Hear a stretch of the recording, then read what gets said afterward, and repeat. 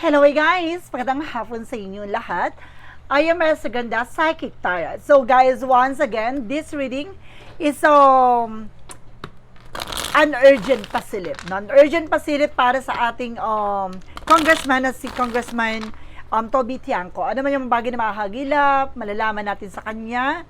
Ano man yung bagay na maaaring mangyari sa kanyang hinaharap, tuklasin natin. Not bulabugin natin. This is something pawang gabay lamang ha. Gabay lamang po ito. And of course, this is something entertainment purposes, no? So again, of course, don't forget to like and subscribe my channel and hit notification bell for more videos update. Then of course, maraming salamat po sa mga walang sawang pag-support sa aking channel. Lalo-lalo na ang hindi skip ng ads na way pagpalain kayo ng Diyos at may kapal. Siksik na kikang umapaw na nabiyayang manumbalik sa inyo. So let's see guys, what is the messages? Advices ng ating mga angel spirit. Let's watch this. Angel spirit, let's give information po. Okay, there's a judgment. No, there's a judgment. There's something, a wake-up call. May paalala sa kanya dito na kailangan niya mag-pay attention, no? May red flag na may babala at paalala sa kanya dito. Angel Spirit, blessing information. There's something, a devil card. Uy, there's something devil. No, there's something, a negative, no? A negative situation, a negative energy na maaaring na sa kanya, pinapaalalahanan siya, there's something na parang magiging aggressive siya. No? Parang I feel something na there's something toxic or negative traits. Let's see. And there's something guys with a Empress card for River. No, kailangan niya alagaan at mahalin ang sarili niya dito. So, may blessing din daw na paparating sa kanya. There's something renewal. Na may mga bagay din na maaaring ma-renew or makapagsimulang muli. Or magkaroon ng panibagong eksena. With a Knight of Cups, meron siyang mga bagay na maaaring maisakatuparan o matupad. There's a wish fulfillment. Let's see, there's a Tower Mountain for major changes at merong mga bagay na maaaring magbago. No, sa situations niya. Now, there's something chaos. The Tower Moment is something chaos. Now, mayroong bagay na maaring gumuho. May mga bagay na maaring malantad, malaman tungkol sa kanya. And of course, there's something guys with a Seven of Cups, something confusion. Meron ditong kumbaga magpapagulo sa situations niya o magpapagulo sa kanyang isipan. So, let's see what is the judgment. Anong paalala sa kanya? Pinapaalalahanan siya dito with the Knight of Wands na maging mahinahon, patient, kalmado. So, pinapaalalahanan niya na mag-ingat siya sa kanyang mga sinasabi, sinasalaysay. No, there's a Ten of Cups. No, meron ditong toxic at devil card with that something family related. So, ibig sabihin dito, no, meron ditong something abuse or something, a negative, no, about sa family, something like that. So, meron ditong bagay na o meron ditong masamang intentions or masamang balak, no? At mag-ingat din ang kanyang pamilya dito. Mayroon ako nasa-sense dito na something wrong. What is an Empress card? Represent with the King of Wands, something ambition. Unti-unti niya na raw makikita na magkakaroon siya ng parang pakiramdam o hinala, no? Magkakaroon siya ng panibagong nararamdaman, no? What is the Nine of Cups? The Knight of Cups, represent with the Three of Swords. There's something, a backstab, or there's something pain, no? Or there's something disappointment, no? Meron siyang bagay na gusto mangyari pero hindi natupad. Now, what is the Tower Moment? Okay, there's a Tower Moment represent with a hyphen for something in the education and lesson learned. So, meron siya ditong, kumbaga, natutunan, no? Meron siyang bagay na dapat natutunan dito. No, merong kumbaga kasiraan na umaaring malaman at malantad tungkol sa kanya. What is the Seven of Cups? There's the Lovers. Oh, confusion about with the Lovers. So, ibig sabihin nito, meron about sa mag-asawa o konektado sa kanyang asawa o konektado, no, sa mag-asawa na magpapagulo sa kanyang eksena. So, what is the judgment? And of course, the Knight of Wands. Represent guys with the King of Pentacles. Secure. No, unti-unti lang, hinay-hinay lang maging secure siya sa kanyang mga sinasabi. No, dahil merong bagay na maaring mailabas or masabi siya na maaring kumbaga tumukoy sa eksena na maaring gumisa sa sarili niyang mantika. Ito yung gusto ko malaman with the devil card, the Ten of Cups. Angels, please answer this message. Now, there is a Seven of Wands. There's something protection. Kailangan niya proteksyonan ng kanyang pamilya dito. Now, meron akong nakitang black energy or negative energy dito na related about sa mag-asawa. No, ibig sabihin dito, may konektado dito na maaaring kumbaga ikasira ng kanyang pamilya. So, mag-ingat po, no? What is an Empress card? Because the King of Wands. Represent, guys, with an Empress, there's a Queen of Pentacles being maturity, how to manage and control their finances. So, kumbaga, unti-unti mo na rin makikita kung paano ba pag-iingatan na naman yung bagay na meron ka.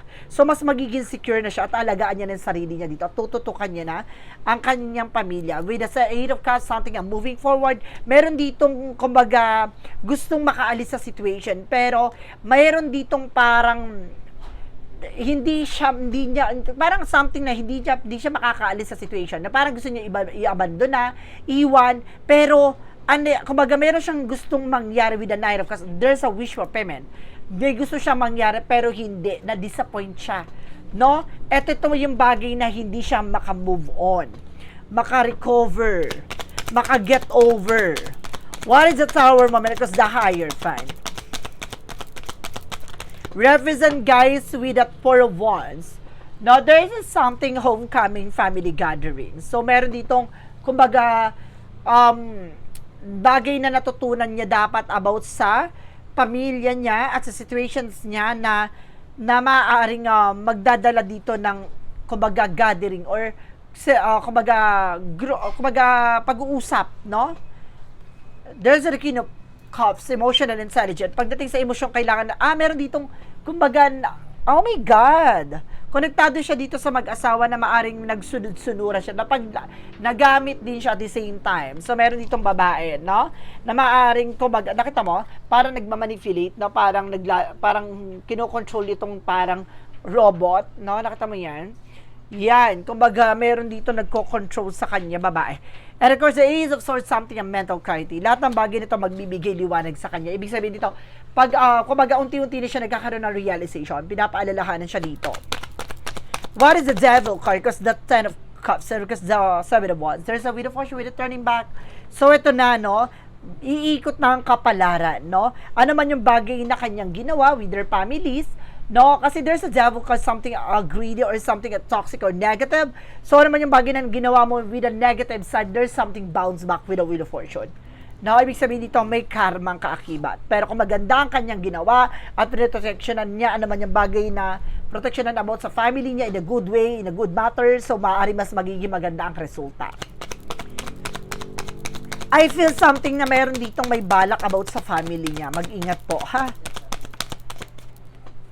Kasi naka-line up na with the Wheel of Fortune So, mag-ingat lang. Now, there's something a Moon card. There's something revelation. May mga bagay na marireveal dito. Na pagdating sa bagay na to, masisila. Magkakaroon siya ng instant vision, intuition, predictions. Pakiramdam. Magkakaroon siya ng pakiramdam. And of course, guys, there's something an 8 of Wands, and there's something an information, messages, phone call. So, meron siyang bagay na matatanggap dito, no? A message, no? Na maaaring, kumbaga, magdala sa kanya, no? Ng disappointment.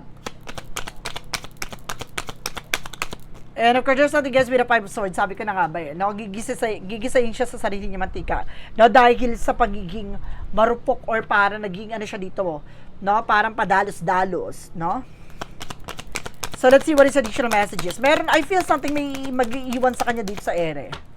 Na meron ako na sense dito, guys, na may mag-iiwan sa kanya sa ere. There's an Ace of Wands. So, there's something a plan. So, may plano to, ha? Magkakaroon siya ng plano dito. Or may plano dito sa kanya na maaring gumulo sa eksena niya. Now, what is additional messages about sa kanya? Now, kamusta na kaya tong tao na to? Ano man yung mga bagay na makagilap natin sa kanya? So, ano pa yung mga masasagap natin na energy sa kanya, guys? Let's see. Angels, birthday information po. There's a strength of confident. No, there's something confident. No, kailangan niya maging malakas at loob, tapangan niya. Now, there's a page of swords, there's a spying, looking, watching. No, mayroon dito nagsusubaybay. No, there's a five of wands kasi mayroong bagay na magbibigay komplikasyon. Mag-ingat siya ha, kasi mayroong bagay na maaring malaman niya at matuklasan niya na maiipit siya dito sa situations na to. No? And there's a two of wands. No, there is a choices.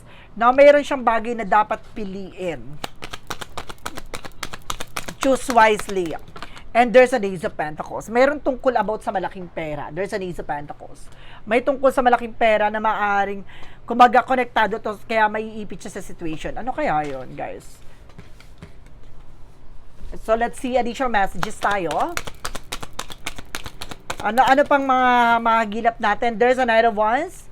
There's, nagmamatsyag siya ngayon, nagsusubaybay siya ngayon, continue what he's doing, no? Talagang, ano man yung bagay na ginagawa niya, talagang nagtsatsaga siya, nagsusubaybay siya, there's the world, no? May balak din tong umalis ng bansa, there's the world, o baka umalis siya ng bansa or umalis. Additional messages. There's a Nine of Pentacles, basic security, practicality, and there's a King of Cups. No, meron ditong dalawang lalaki. No, there's an offer. No, there's an offer sa kanya. Sino tong nag-offer na to? There's something, magkaroon ng balance. Mayroong about, may offer. About sa pera. No, there's an offer. No, maging kalmado. There's a magician with the power of God. So, ibig sabihin nito, with the power of God, lahat ng bagay na ito mangyayari talaga. No? Okay, kumbaga, kailangan na mas maging kalmado siya. Kumbaga, nagiging kalmado siya sa ngayon. No? Merong mauungkat dito, na may about sa justice. Nakita niyo yan, no? Parang balance, no? Nagre-represent something na justice or balance. So, let's see. Last energy. No? Ano pa yung energy masasagap natin sa kanyang situations? Gabay na makakatulong sa kanya. High Priestess. No? There's a hidden agenda or there's a hidden enemies. No? Meron ditong makakatuklas with a Queen of Sword. No? Makakaalam ng sikreto na may tungkol sa pinoproteksyonan at iniingatan. So, merong bagay na matutuklasan dito tungkol sa kanya. No, ito yung parang sikreto na may tungkol sa tatlong babae. There's something connected siya dito about sa tatlong babae. No? So, let's see guys, what is additional messages tayo with a shadow work represent what?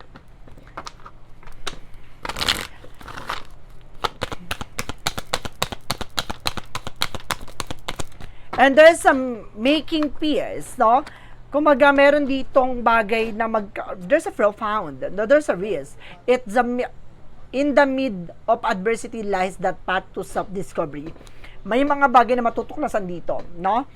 May nahanap na kapayapaan, o may mga bagay na maaaring mahanap ng kapayapaan. No, there's a risk, no? Parang mayroong pagsubok or something na maaaring, no? Parang bagay na gusto niyang matuklasan, no? Parang bagay na gusto niyang, parang makaalis sa situations. Ganon. I feel something. May naisasense ako sa kanya, may ipit siya dito. May talaga. Kaya parang may gusto siyang makaalis sa situations eh. There's a wish granted. So, mayroong mga bagay na the outcome may not be exactly what you want, but it's what you need. Na ito yung bagay na yung magiging kalalabasan nito, hindi man eksakto doon sa gusto niya mangyari, pero ito yung mga bagay na kailangan niya talaga. Ano kaya yun, guys? Kaya ingat-ingat sa hinihiling, ha? Or sinasabi dahil maaaring mangyari. There's a what lies beneath. Kick to the crab. Na meron ditong kailangan alisin, o meron ditong matatanggal, or meron kailangan tanggalin. There's a kick to the crab. No? And there's something on the fake apology. Now, meron ditong fake apology, just being aware. Now, mag-ingat lang, meron ditong humihingi ng apology, no? Na maaaring, kumbaga, hindi totoo, no? Ang sasabihin. So, guys, This is something urgent pasilip na para sa ating congressman na si Toby Chanco. So guys, maraming salamat for this wonderful reading. So this is something pawang gabay lamang po ha. This is something entertainment purposes. Then of course guys, maraming salamat po sa mga walang sawang pag-support sa aking channel. Lalo-lalo na ang skip ng ads, saway pagpalain po kayo ng Diyos at may kapal. Siksik digdig umapaw na biyayang manumbalik sa iyo. So maraming salamat po sa mga walang sawang pag-support sa aking channel at paghihintay ng aking reading dito sa channel na to. Maraming salamat sa inyo. Mag-upload na tayo ng mga horoscope sa mga susunod na araw. So guys, maraming salamat po and see you the next video. Bye-bye and babush.